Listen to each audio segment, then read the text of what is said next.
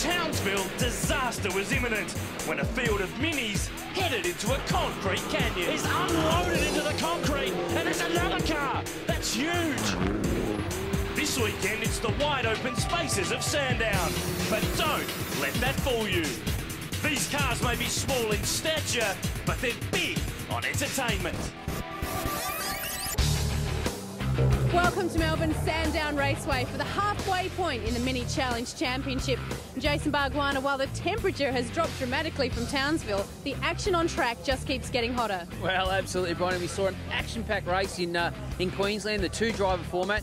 We're back to one driver here this weekend, but watch out for the slipstreaming here. Long straights, great action under braking. These cars are so good under brake, so it'll be on for young and old.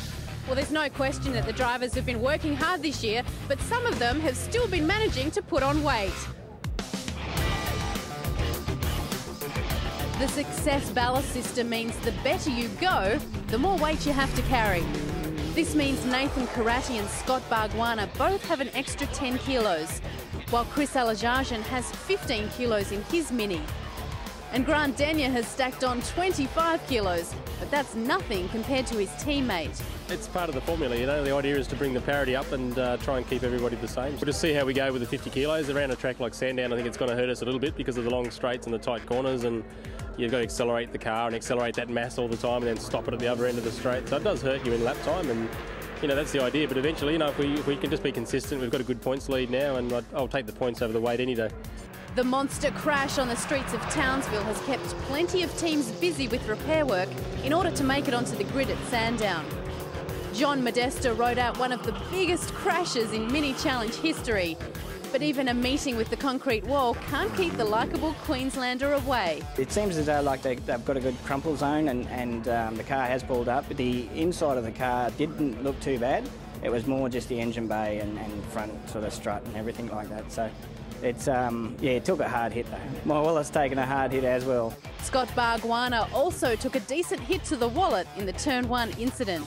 Look, yeah, damage, Bill, mate, we haven't had time to add it up, but seriously, I'm not rushing that.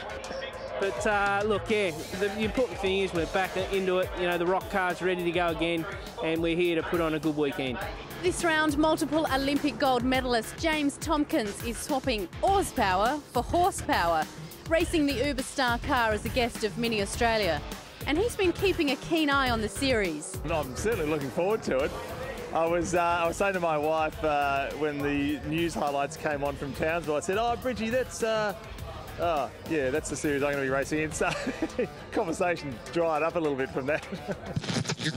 To some good news now, and Mini have announced they'll continue their support until the end of 2011. I think what we see out there is parity, and I think that goes back to some form of grassroots motorsport, which everybody really loves and appreciates.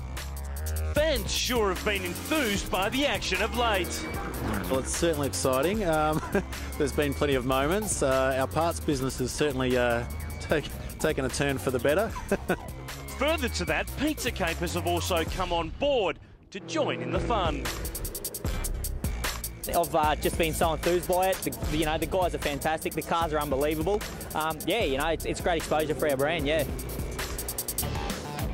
Don't go away because there's plenty of action after the break.